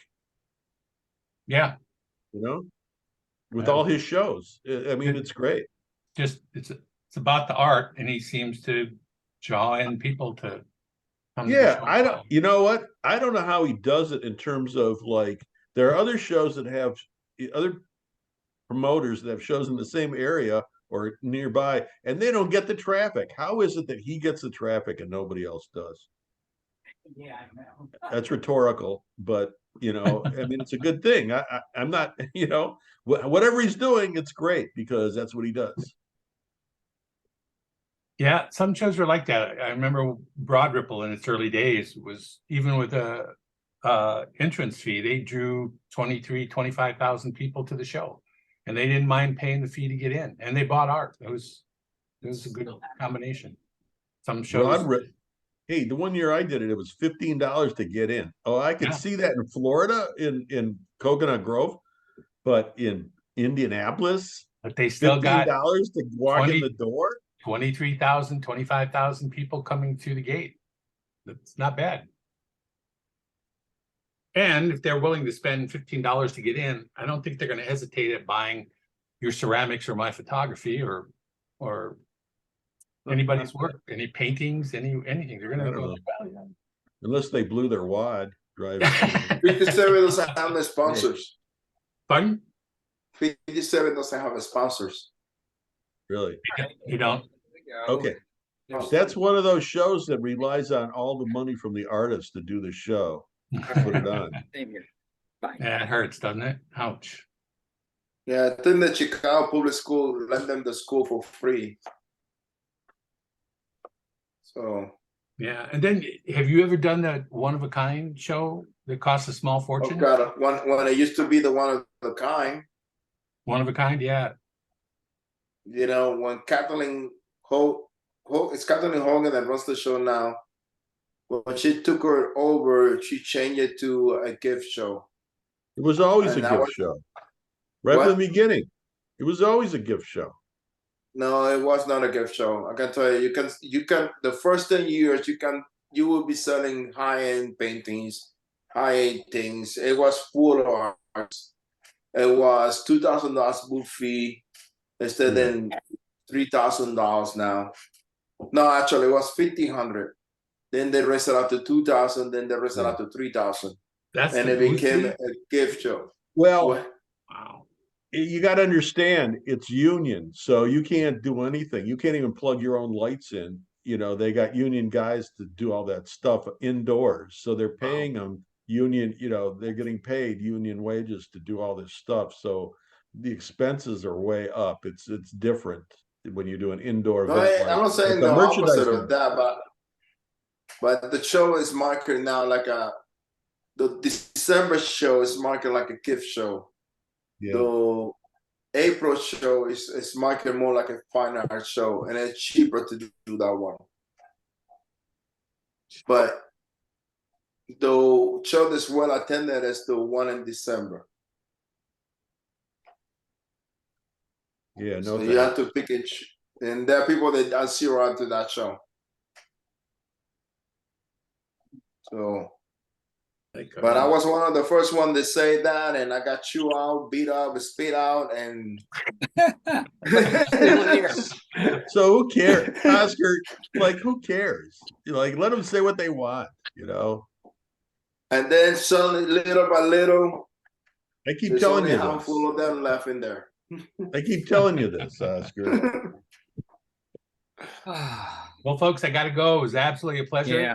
It's late. Hey, Yeah. it's late. It's 5:45. Elvis is barking at me. He wants to eat dinner. Elvis has left the building. That See you raccoon on guys. that All raccoon right. in the picture behind you looks like it's hunting for food too. So I get out of there He quick. was. Didn't He you see was. how you didn't see the pictures I posted on Facebook? No. Pictures of Yeah. I set up, I put was funny. bird seed out on shelves in front of my window in my bedroom. And in the middle of the night, I heard this thumping against the glass. A raccoon had climbed up onto the shelves and it was eating the bird seed. Sweet. So I got a couple of good raccoon pictures. Yes, you did. Very good. Everybody be well. All right, guys. Yeah, time to go. See you guys. Bye. All right. Hey, Barry. Hey, what? Hey, did you check out Daisy Jones yet? No. Oh, you really should.